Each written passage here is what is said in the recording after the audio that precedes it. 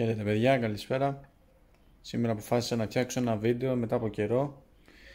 Έχει να κάνει με την τοποθέτηση σπαστής πινακίδας για το Tracer 900 και για το GT, και πολύ πιθανόν τα ίδια εξαρτήματα να έχει και το καινούργιο το Tracer το 9, αλλά χωρίς ακόμα να το ξέρουμε. Θα το μάθουμε σε μεταγενέστερο χρόνο. Σήμερα απλώς θα βάλουμε την πινακίδα καθώς την είχα βγάλει για μια αναβάθμιση με κάποιο πρόβλημα που είχε. Θα την βάλουμε πάνω, να τη δούμε πως είναι και αυτά. Πινακίδα.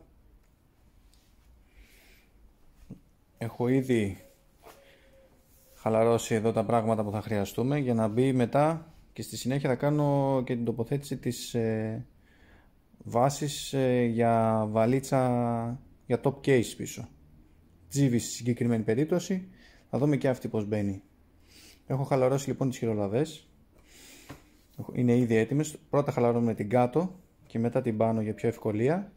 Γιατί αν χαλαρώσουμε την πάνω, επειδή είναι πολύ σφιχτή, άμα δεν έχει χαλαρώσει και το κάτω μέρος, μπορεί να χαλάσετε μέσα το αλουμίνιο της βόλτες. Την έχω πατήσει έτσι μία φορά. Οπότε ξεκινάμε πρώτα από την κάτω και μετά την πάνω. Και βγαίνουν πολύ εύκολα και με το χέρι ακόμα. Βγάλουμε να είναι έτοιμες.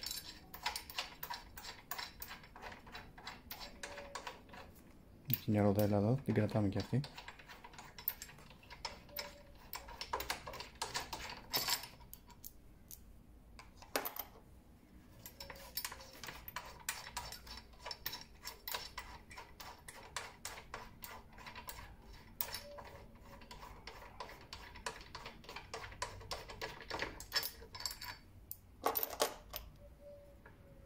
Χαλαρώσει. Τώρα θα ξεκινήσουμε τη συναρμολόγηση της βάσης πινακίδας, γιατί θα μπει και η βάση της GV μαζί. Πάμε να δούμε. Πάμε να δούμε πως μπαίνει η βάση. Βγάλουμε το πανί, θα το διορθώσουμε μετά.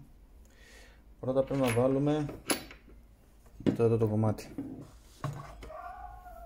Και η βάση της πινακίδας θα κουμπώσει από εδώ κάτω, από εδώ,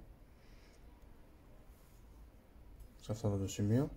Και αυτό το σημείο θα πατήσει επάνω στη μηχανή. Περνάμε έτσι. Πρέπει να βάλουμε τα καλώδια μέσα από την τρύπα που έχει εδώ για τα flash.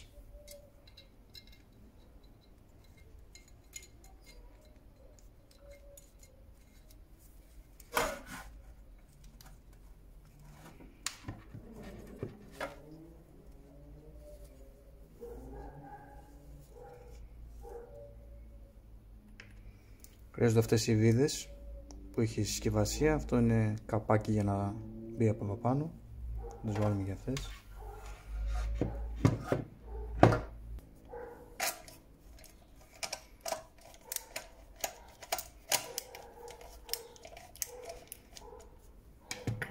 Στο σημείο αυτό έχω βάλει τη βάση με το κομμάτι της GV. Έχω συνδέσει τις βίδες, απλώς επειδή είναι ασφαλείας θέλουν σφίξιμο, σφίξουμε και με δυναμόκλητο και από εδώ. Μερικές φορές ενδέχεται ανάλογα τη βάση να μην πατάει καλά, με το σφίξιμο δεν έχει πρόβλημα, θα σφίξει και θα είναι στέρεη στο ίδιο σημείο. Να τη σφίξουμε χρησιμοποιώντας το δυναμόκλειδό μας.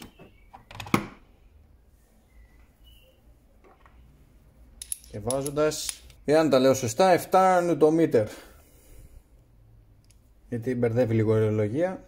7 Nm τα σφίγγουμε με τον ίδιο τρόπο που θα σφίγγαμε και την πινακίδα πάνω στο υποπλαίσιο της μοτοσικλέτας, χωρίς τη βάση της GV. 7 θέλει και εδώ, 7 θα βάλουμε και εδώ. Στο σημείο αυτό έχω σφίξει με δυναμόκλητο τις βίδες. Και θα βάλουμε τα πλαστικά καπάκια από πάνω.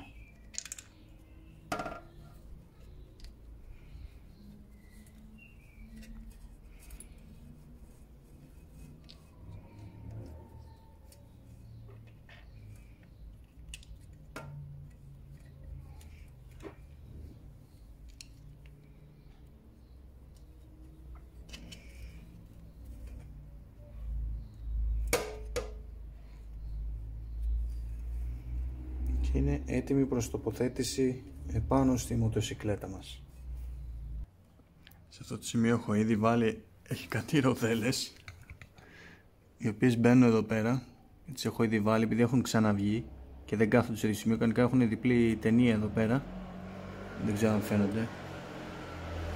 Κάτι ροδελίτσες εδώ πέρα, σε αυτό το σημείο. Τις έχω πιάσει με λίγη μονοτική ταινία για να κάτσουν στη θέση τους. Αυτές είναι για να μην έχει κενά μέσα η βίδα όταν μπαίνει από πάνω. Να βάλουμε τώρα την πινακίδα. Λοιπόν, αφού έχω βάλει προσωρινά τις βίδες εδώ πέρα που κρατάνε τη βάση της πινακίδας από κάτω, λείπει το επόμενο κομμάτι που μπαίνει εδώ.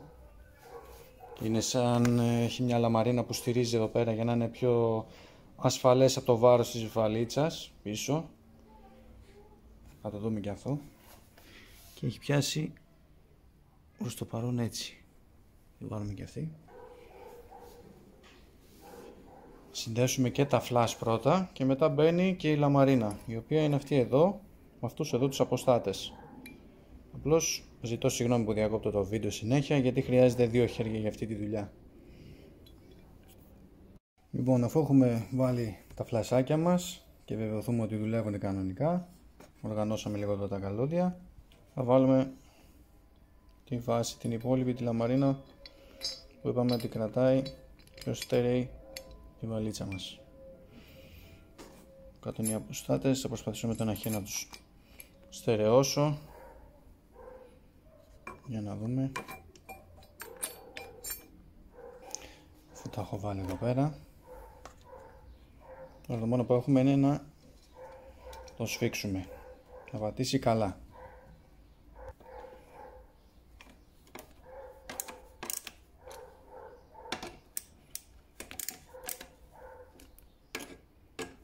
Χρειαστεί σφίγγουμε πάντα.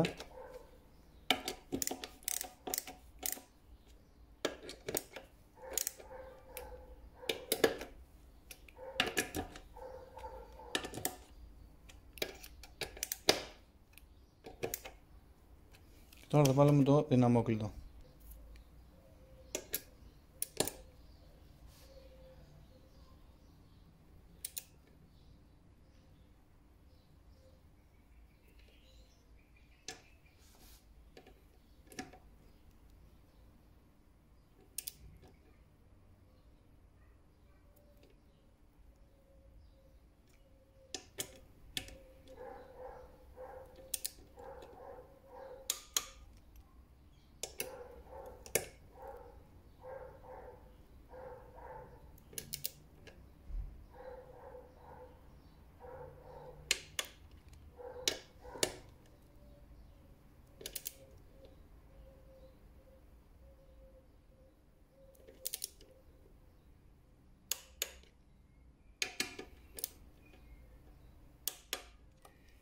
Αυτό ήτανε.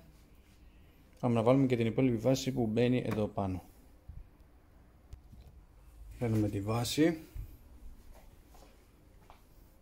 η οποία μπαίνει κατά αυτόν τον τρόπο και πιάνουν αυτά εκεί κάτω και αυτά εδώ επάνω στις χειρολαβές.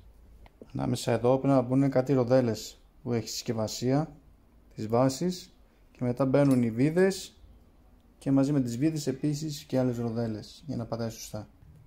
Αφού έχουμε βάλει και τις βίδες με τις ροδέλες, είπαμε και από κάτω εδώ έχει ροδέλα και εδώ, σφίγγουμε με το χέρι, τη βιδώνουμε με το χέρι μάλλον.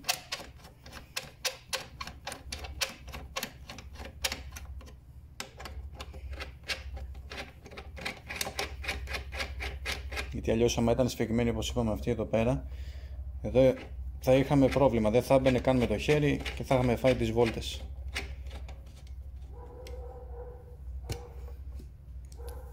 Το έχουμε σφίξει, παίρνουμε την καστάνια μας ή το δυναμόκλειδο και τη σφίγγουμε όσο χρειάζεται. Στα συγκεκριμένα θέλει 32 νιουτόμετρα σφίξιμο και σε αυτές θέλει 25. Το ίδιο 25 που μπορεί να μην χρειάζεται θα βάλουμε και που είναι σε αυτήν εδώ τη βίδα που πιάνει εδώ κάτω. Στη συγκεκριμένη στιγμή δεν μας έχει μείνει κάτι άλλο. Έχω φιδώσει με δυναμόκλειδο τις βίδες αυτές εδώ που είναι στις χειρολαβές κάτω. Τώρα έχω κλείσει τη σέλα Έχουμε σφίξει και αυτές εδώ. Στην ουσία έχουμε τελειώσει, δεν χρειάζεται κάτι άλλο. Αυτή είναι και η βάση πίσω της τζίβη για να βάζουμε τη βαλίτσα μας και να δούμε πως είναι η σπαστή πινακίδα. Ένα χέρι έτσι.